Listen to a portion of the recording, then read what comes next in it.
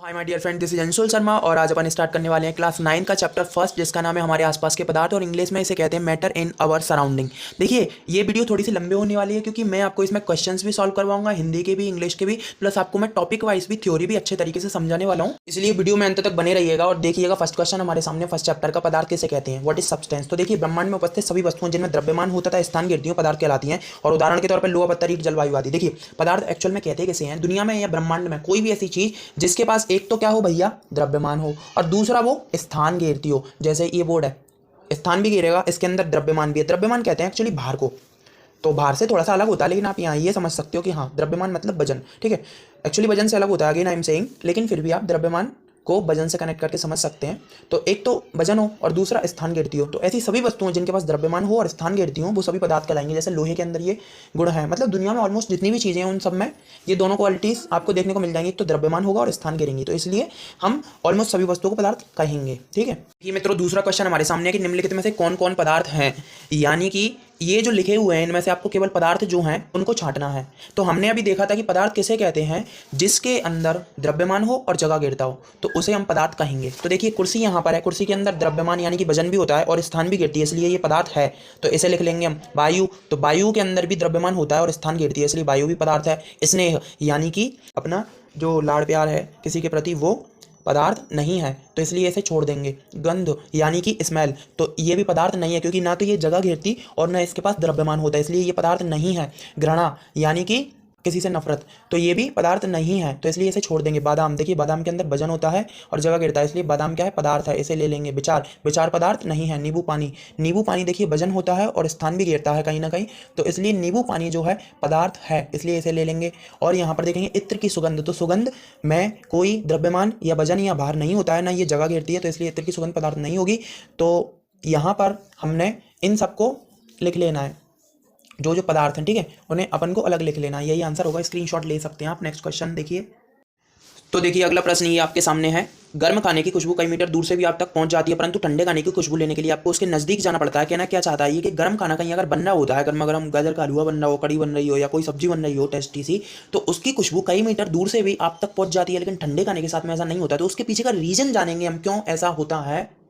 Okay, तो इससे पहले अपन कुछ समझेंगे, उसके बाद मैं आपको आंसर का दे दूंगा, तो आप उसका स्क्रीनशॉट ले लीजिएगा। अभी फिलहाल इसका स्क्रीनशॉट लीजिए, ये नेक्स्ट क्वेश्चन है। देखिए, सबसे पहले तो हम रीजन जानने की कोशिश करेंगे कि जो हमारा क्वेश्चन है उसके आंसर को जानने से पहले हम कुछ चीज़ें समझेंगे।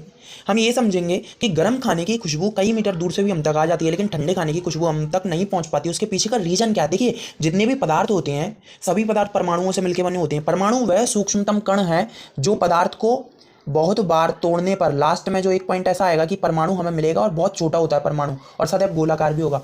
तो मैं यहाँ पे आपको समझाना ये चाह रहा था कि जो परमाणु है तो वो निरंतर गति करता रहता है, वाइब्रेट करता रहता है। चाहे किसी भी पदार्थ का परमाणु हो, चाहे लोहे का परमाणु हो, चाहे जल का परमाणु हो, चाहे वायु का परमाणु हो, सबको सारे के सारे परमाणु गति करते रहते हैं। सारे के सारे परमाणु धीरे धीरे वाइब्रेट करते रहते हैं। आप बोलोगे कि सर हमको दीवार दिख रही है सामने, तो इसके परमाणु भी गति कर रहे होंगे। डेफिनेटली दीवार के परमाणु भी, क्योंकि वो पदार्थ है, तो सभी पदार्थों के परमाणु गति करते रहते हैं और इनके अंदर की यह गति इतनी कम होती है कि हमको नॉर्मली दिखाई नहीं देती। अब जैसे हम गति करते हैं तो हमें ऊर्जा की आवश्यकता होती है, जो कि हमें भोजन से मिलती है। तो यहाँ पे ये परमाणु गति कर रहे हैं, परमाणु कंपन कर रहे हैं, परमाणु वाइब्रेट कर रहे हैं हर एक पदार्थ के, तो इस गति के लिए इसको ऊर्जा चाहिए, तो जो कि परमाणु के अंदर निहित होती है, भरी होती है, और जिसे हम कहते हैं गतिज ऊर्जा।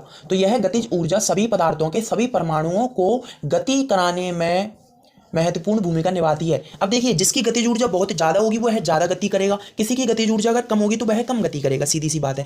अब एक बात और कि जैसे हमारे अंदर जो ऊर्जा है चलने फिरने के लिए भोजन से हमें मिलती है, और हमारी ऊर्जा अगर खत्म हो जाए या कम हो जाए तो हम दोबारा भोजन करते हैं और वह ऊर्जा में दोबारा से रिस्टोर हो जाती है, दोबारा से हमें प्राप्त हो जाती है। तो वैसे ही इन परमाणुओं को गति करने के लिए जो उत्तरदायी गतिज ऊर्जा है वह भी किसी के अंदर मान लीजिए कम है, तो उसे बढ़ाया जा सकता है। किस प्रकार से? उस पदार्थ को गर्मी देकर, उस पदार्थ को हीट देकर, उस पदार्थ को तापमान देकर। मान लीजिए कि यह पानी भर दिया मैंने किसी भगोने में और यहाँ पर मैंने इस पानी को छोड़ दिया थोड़ी देर के लिए, तो ये शांत हो जाएगा।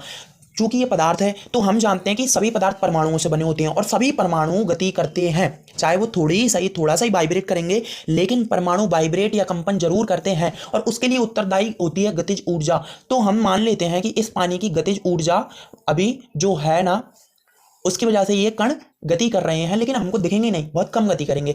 अब हम एक बात और जानते हैं कि इनकी गतिज ऊर्जा को या किसी भी पदार्थ की गतिज ऊर्जा को बढ़ाने के लिए हम क्या करेंगे, उस पदार्थ को गर्म कर देंगे। तो हम यहाँ पर क्या करेंगे, गतिज ऊर्जा को बढ़ाना चाहते हैं, तो इसलिए हम इस पानी को नीचे से आग लगा देंगे और इसको गर्म कर देंगे, तो गतिज ऊर्जा बढ़ेगी। तो जैसे ही गतिज ऊर्जा बढ़ेगी, क्योंकि गतिज ऊर्जा का देखो गति और गतिज मतलब गति कराने के लिए आवश्यक ऊर्जा यही होती है। तो जितने भी पदार्थ हैं उनके परमाणुओं की अगर हम गतिज ऊर्जा बढ़ा दें तो मेरे प्यारे मित्रों उनके बीच में जो गति हो रही है ना, जो कंपन हो रही है, वो बहुत तेज हो जाएगा।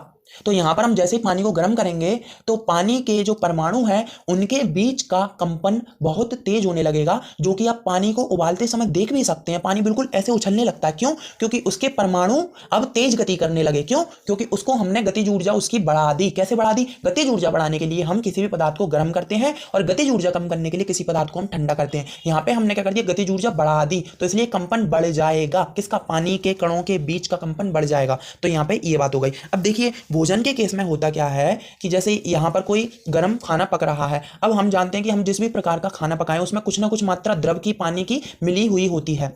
अब हम एक बात और जानते हैं कि जैसे ही हम गतिज ऊर्जा बढ़ाएंगे तो अभी कण, यानी कि भोजन के ले लो या किसी भी पदार्थ के आप कण ले लो, तो उन कणों के बीच में जो कंपन हो रहे हैं वो तेज हो जाएंगे और यह कण बाष्पीकृत होने लगेंगे और यहां से बाष्पीकृत होने के बाद यह कण उड़ सकते हैं और उड़कर हम तक आसानी से पहुंच जाएंगे। तो हम इसका आंसर लिखेंगे कि भोजन, गर्म भोजन जो होता है उसकी गतिज ऊर्जा अधिक होती है और गतिज ऊर्जा अधिक होने के कारण से यह कण अंतर आणविक आकर्षण बल को तोड़कर भाग जाते हैं और बाष्पीकृत हो जाते हैं और आराम से हम तक पहुंच जाते हैं। तो इसका आंसर हम लिखते हैं।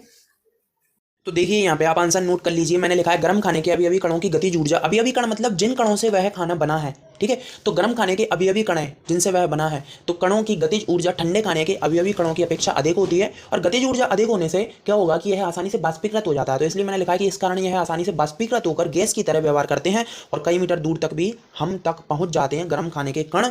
और यही कारण है कि गर्म खाने की खुशबू कई मीटर दूर से भी हम तक पहुंच जाती है। स्क्रीनशॉट ले लीजिए, आप बाकायदा फेयर करते चलें।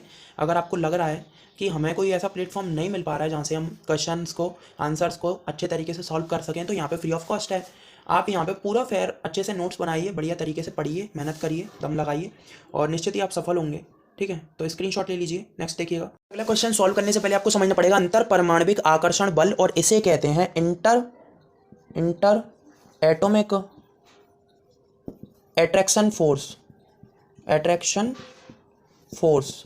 तो ये एक्चुअल में होता क्या है? देखिए सभी पदार्थ परमाणुओं से मिलकर बने होते हैं और परमाणु आपस में इस तरीके से जुड़े रहते हैं, ठीक है। तो परमाणु आपस में इस तरीके से जुड़े रहते हैं, तो परमाणुओं को जोड़ने के लिए आपने फेविकॉल तो डाली नहीं है यहाँ पे, ना फेविक्विक डाली। तो परमाणु जिस ताकत से जुड़े रहते हैं वह ताकत ही इंटर एटॉमिक अट्रैक्शन फोर्स कहलाती है। किसी के अंदर अगर इंटर एटॉमिक अट्रैक्शन फोर्स बहुत ज़्यादा होगा तो आप समझ सकते हैं कि मान लिया जाए कि यहाँ पे ये वाली जो ताकत है इनको जोड़ने वाली है बहुत ज़्यादा मजबूत होगी, तो वह पदार्थ कैसा हो जाएगा? वह पदार्थ ठोस हो जाएगा। क्यों? क्योंकि इंटर एटॉमिक अट्रैक्शन फोर्स अगर जिसका बहुत ज़्यादा होगा तो वह अपना आकार, अपना शेप आसानी से नहीं खोएगा और ठोस की तरह व्यवहार करेगा। तो इसलिए यहाँ पर जो नेक्स्ट क्वेश्चन है उसके मामले में हमको क्या समझना पड़ेगा? इंटर एटॉमिक अट्रैक्शन फोर्स पहले ही समझ लो, उसके बाद आपको क्वेश्चन समझ में आएगा, ठीक है। अब जैसे द्रव हो गया, कोई लिक्विड है, तो लिक्विड के पार्टिकल्स यानी कि एटम्स के बीच में क्या होता है कि जो इंटर एटॉमिक अट्रैक्शन फोर्स होता है वो बहुत ज़्यादा स्ट्रॉन्ग नहीं होता, वो बहुत ज़्यादा वीक होता है। तो इसलिए या तो फिर अपन यूं कह दें कि जिनके बीच में इंटर एटॉमिक अट्रैक्शन फोर्स बहुत ज़्यादा वीक होगा वह लिक्विड की बात ही व्यवहार करेंगे, या तो फिर आप ये कह दो कि लिक्विड्स के जो पार्टिकल है उनके बीच में जो इंटर एटॉमिक अट्रैक्शन फोर्स होता है वह बहुत ज़्यादा वीक होता है। बात दोनों एक ही है। देखिए तो आकर्षण बल से संबंधित अगला प्रश्न आपके सामने है। प्रश्न पूछ रहा है कि स्विमिंग पूल में गोताखोर पानी को काट पाता है। कहने का अर्थ यह है कि तैरने के लिए वो पानी को काट के आगे बढ़ता है। स्विमिंग पूल में कौन? गोताखोर, डाइवर इसे कहते हैं इंग्लिश में।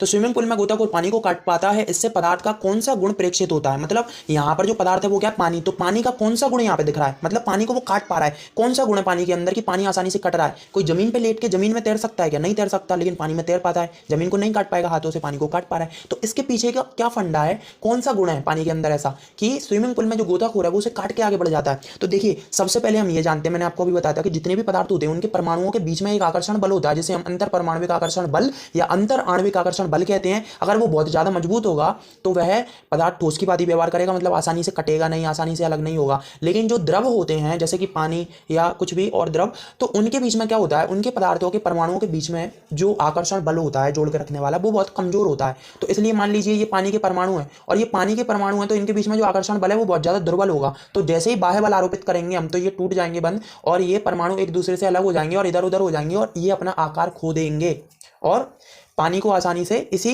गुण के कारण काटा जा सकता है। तो आंसर में हम लिखेंगे कि जल के अवयवी कण, अवयवी मतलब जल को बनाने वाले, जल के अवयवी कणों के मध्य मतलब बीच में दुर्बल आकर्षण बल होता है, दुर्बल आकर्षण बल होता है,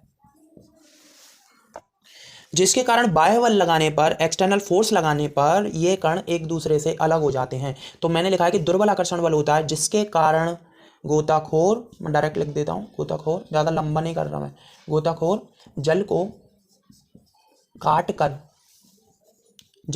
कर तैर पाता है।